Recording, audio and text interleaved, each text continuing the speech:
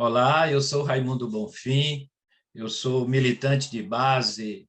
de uma associação de moradores da favela Leópolis, sou advogado popular e hoje estou coordenador nacional da Central de Movimentos Populares e também membro da Frente Brasil Popular e da campanha Fora Bolsonaro. Hoje vamos falar uma aula dentro desse curso, Território e Luta, o trabalho do Movimento Popular Urbano. Vamos falar sobre alguns elementos que julgamos ser importantes para essa nossa reflexão. Vamos falar um pouco sobre o surgimento dos movimentos nacionais na década de 80 e 90, aí vinculando como que era a organização dos trabalhos, do surgimento dos movimentos de base e até chegar nas organizações de âmbito nacional. Também vamos falar um pouco sobre a atuação desses movimentos na participação já no governo Lula, com relação à sua atuação nas conferências, nos conselhos, também o papel de como os governos Lula e Dilma também contribuíram ou não para o avanço da organização popular, como é que os movimentos lidaram com o governo Lula e com o governo Dilma, também como é que se deu o papel das conquistas sociais, o legado social desses governos com os movimentos, no seu fortalecimento ou não, até que ponto isso ajudou a avançar na luta do movimento, considerando tudo isso como o atual estágio do trabalho de base, as suas dificuldades diante de outras forças que, diferentemente dos anos 80 e 90, não tinham atuação nas periferias, nos movimentos populares, e finalizando aí, com quais os desafios nossos do movimento popular diante de um eventual governo democrático e popular. Bem, na década de 80 e 90, todos sabem que foi ali já superando a ditadura militar após 1985, com a abertura democrática popular, todos sabem que teve um grande surgimento de organizações populares, de base, com trabalho comunitário a partir das periferias. No enfrentamento ao regime militar, você teve um papel forte do movimento estudantil, das organizações de esquerda, mas o movimento popular de base e também o sindicato foram duramente reprimidos durante a ditadura e com o processo de abertura em 1985, surge no Brasil, explode no Brasil, não só o surgimento de sindicatos, chamado sindicalismo combatível, mas também o surgimento de inúmeros grupos populares das periferias ali, reivindicando demandas que estavam reprimidas não só pelo regime militar, mas pela crise econômica, pela concentração de renda, e muito fortemente impulsionado ali pela a teologia da libertação da Igreja Católica, né, através das comunidades eclesiais de base.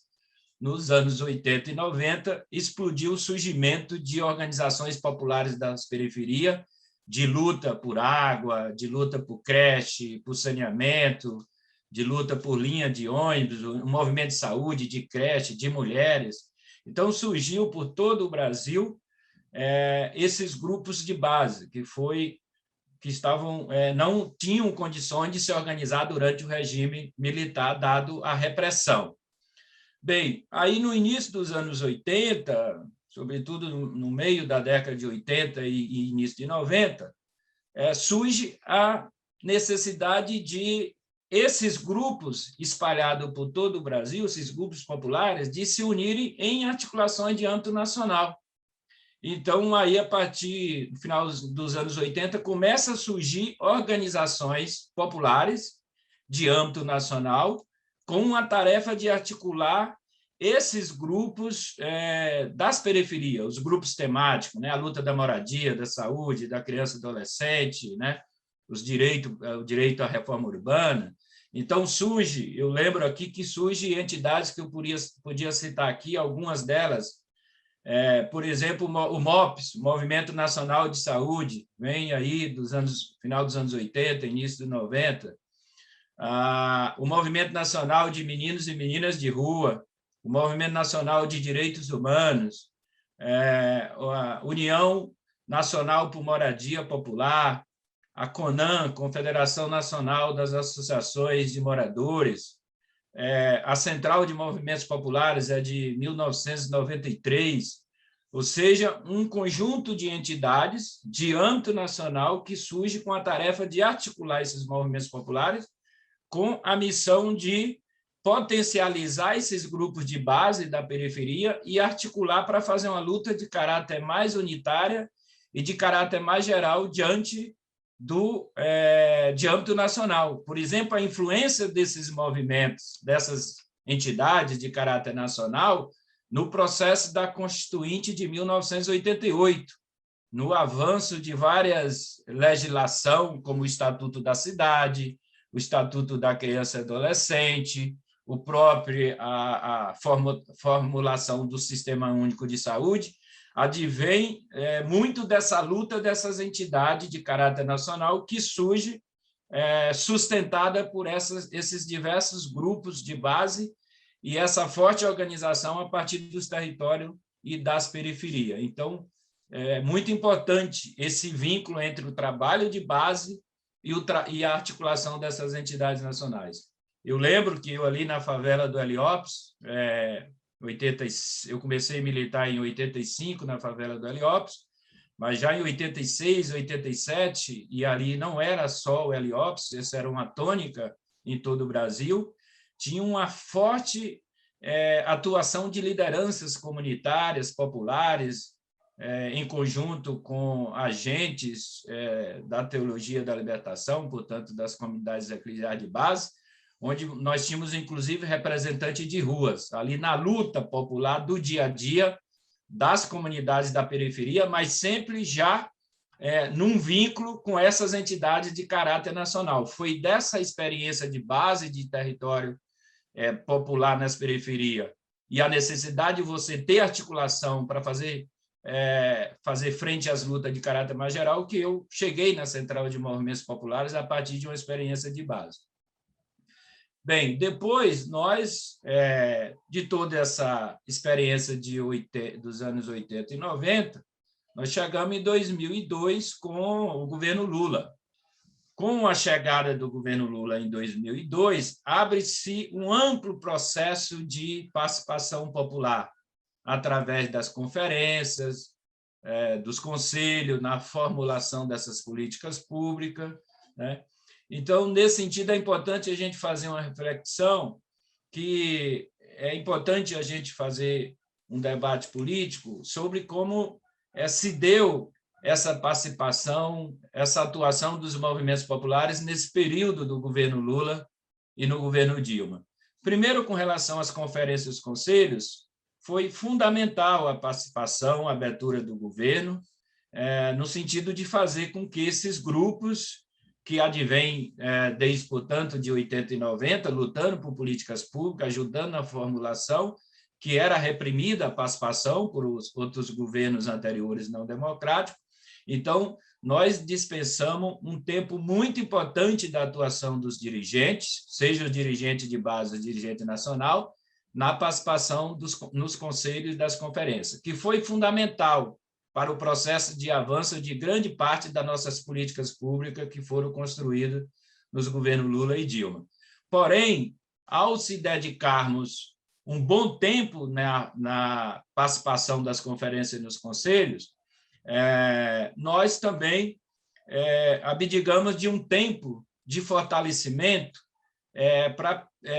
no sentido de priorizar aquele trabalho de base, a educação popular e a formação política. Então, nós temos aí um déficit do ponto de vista organizativo, por conta de que nós priorizamos grande parte do nosso tempo nesse processo de participação institucional e, de uma certa maneira, nós descuidamos desse trabalho popular, do fortalecimento do trabalho de base, da educação popular e da formação política. Uma outra questão importante da gente salientar também, aí nos governos Lula e no governo Dilma, é de que o grande legado social das conquistas não foi acompanhado com o nível organizativo e com o nível de consciência dos movimentos populares e dos trabalhadores. Quando veio o golpe em 2016, nós nos encontramos num processo muito frágil de organização, a partir dos movimentos, a partir da base, a partir dos territórios. Tanto é que nós promovemos, realizamos uma resistência, mas ela foi insuficiente para deter o golpe. Não estou dizendo aqui, se nós estivéssemos mais organizados, se nós tivéssemos mais consciência, mais gente sabedora do seu direito, nós teríamos evitado o golpe, porque o golpe foi orquestrado com a participação dos Estados Unidos, de grandes grupos poderosos. Mas o fato é de que nós estávamos num processo muito frágil do ponto de vista de organização e do ponto de vista de consciência da classe trabalhadora. Então, esse grande legado, que é inegável do ponto de vista do avanço social, ele não, infelizmente, não foi acompanhado por um processo de aumento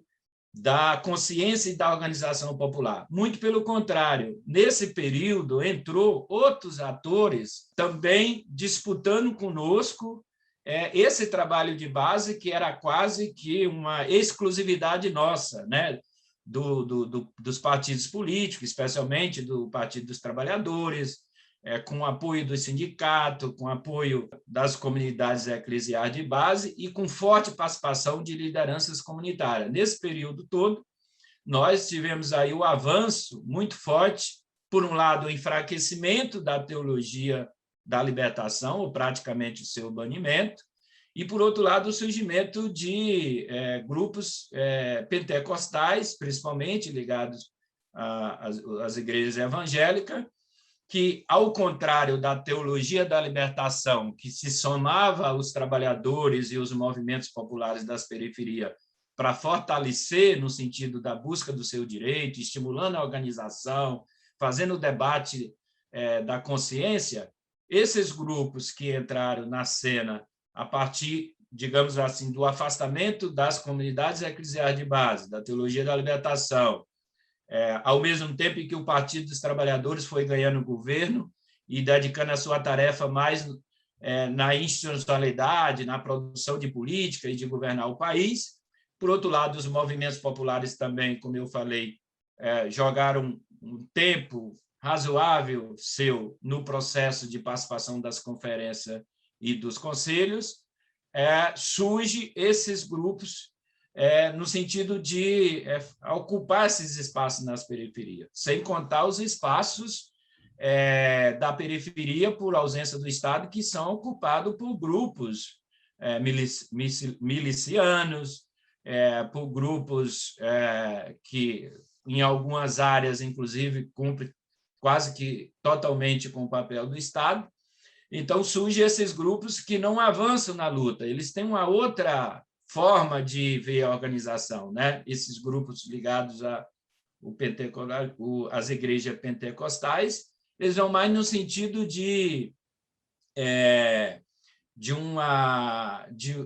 como é que eu chamaria? De estender um pouco, de acolher ali a solidariedade, ver as preocupações, o que é muito importante, mas eles não investem no processo organizativo e no processo de consciência de classe. Nesse sentido, nós temos um déficit aí do ponto de vista organizativo e também de consciência. Isso enfraqueceu um pouco. Nós hoje estamos vivendo numa dificuldade do ponto de vista do trabalho de base, do ponto de vista da formação, da educação popular, que é preciso a gente debater. Eu diria, então, que os movimentos populares tiveram uma certa dificuldade de entender o seu papel no governo democrático popular. Teve dificuldade de manter a sua autonomia,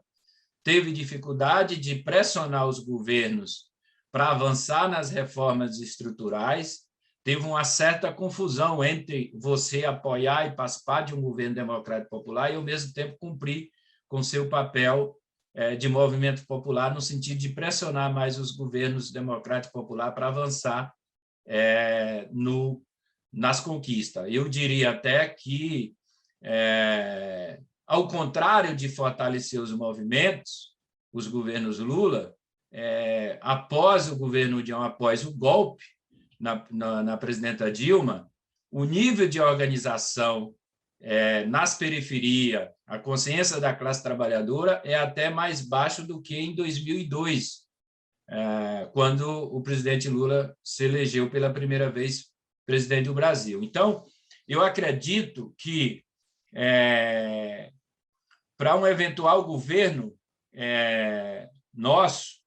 que nós haveremos de conquistar, é muito importante o movimento popular fazer um profundo processo de reflexão de como foi a experiência do movimento popular nesses governos democráticos populares, qual foi o seu comportamento, como que a gente avalia todo esse período e constrói medidas, ações, um planejamento para que a gente, de fato, não perca a nossa autonomia, mas se fortaleça para fazer, inclusive, empurrar o governo, alterar a correlação de força na sociedade, e isso só será feito com forte processo de organização de base das periferias, com forte processo de educação popular nas periferias, para que a gente possa alterar a correlação de força para fazer as mudanças necessárias e pressionar os governos, mesmo sendo um governo de esquerda, mesmo sendo um governo do campo democrático popular, é preciso ter pressão da sociedade para que avance nas mudanças. Nós estamos passando por um processo gigantesco de mudança do mundo do trabalho, o avanço da tecnologia, né? Nós temos hoje milhares de pessoas que não são sindicalizados, são trabalhadores informais ou desempregados, que não estão mais no sindicato. A forma de como a gente deve discutir, atrair e organizar essa massa de trabalhadores e trabalhadoras que, infelizmente, já não estão mais sindicalizados por conta da precarização, por conta da informalidade, é um novo desafio para nós da esquerda e dos movimentos populares, né? Numa relação forte que terá que ser construída aí num tripé entre a organização dos movimentos populares nas periferias, um partido político como o PT e outros partidos de esquerda e o próprio movimento sindical. Esse é um grande desafio da nossa atualidade, né?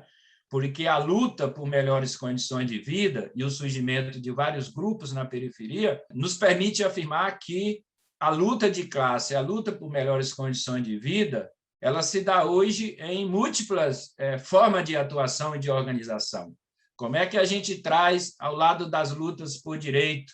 como o direito à moradia, à saúde, à educação, à cultura, ao transporte, ao lado da luta antirracial, ao lado da luta contra a violência de gênero, né? Esses direitos desses grupos vinculados à luta, nós não precisamos, e eu insisto aqui, a gente tem um desafio de não abandonar a luta classista, né, pelos direitos materiais, mas hoje nós estamos num tempo de trazer para a nossa luta do dia também essas lutas que são muito fortes, inevitáveis, de lutas que estão surgindo com muita força na sociedade. Então, essas entidades nossas que foram fundadas, que eu mencionei, essas entidades de caráter nacional e outras, foram fundadas no outro tempo, com outra característica. Hoje, nós precisamos avaliar como é que se dá a luta, eu diria estudar mais o que surge nas periferias, né? Por exemplo, o individualismo, a competição, a prosperidade, que inclusive são temas pregados por esses atores que eu falei que hoje disputam conosco nas periferias. Como é que a gente debate esses assuntos e para que a gente possa fortalecer esse trabalho de base, né? Eu acho que isso é muito importante, eu acho que esse curso nosso aqui dessa parceria da Fundação Perseu Abramo com a Central de Movimentos Populares tem esse objetivo, de debater, de avaliar qual era o nosso trabalho de base, como que a gente atuava, quais foram os nossos avanços nesse período, quais foram os nossos dilemas, os nossos erros e acertos, para que a gente possa iniciar, num período muito breve, uma retomada da organização popular, do fortalecimento do trabalho de base, aí até se utilizando da teoria freiriana, né, do Paulo Freire, que é trabalhar a partir do conhecimento das pessoas, da realidade das pessoas, para você ir abrindo, né, conversando com essas pessoas, para ir estimulando essas pessoas da importância delas se organizarem nas associações de moradores, dos grupos de luta específica, nos partidos, nos sindicatos, né, como uma questão fundamental. É indispensável a organização da classe trabalhadora, seja nos partidos políticos, nos sindicatos, no movimento popular. Então, nós, aqui da Central de Movimentos Populares, estamos muito contentes de iniciar esse curso, onde debateremos vários assuntos que perpassam no movimento popular, na periferia, nos trabalhos de base, sempre com vista a fortalecer a luta da classe trabalhadora, do movimento popular, rumo à construção de uma sociedade socialista, democrática, acabar com o capitalismo e toda forma de opressão dos trabalhadores e trabalhadoras.